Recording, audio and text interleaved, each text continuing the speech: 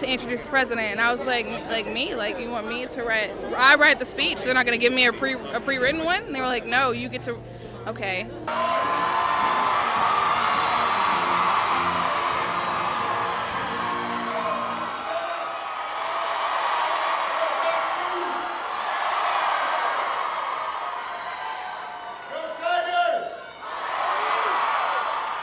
Marry me, President Obama. Hi, Miss Michelle. I was nervous. I tried not to let it show, but I was very nervous, very. Yes, we can, people. God bless you. Love you. Thank you, New Orleans. God bless America.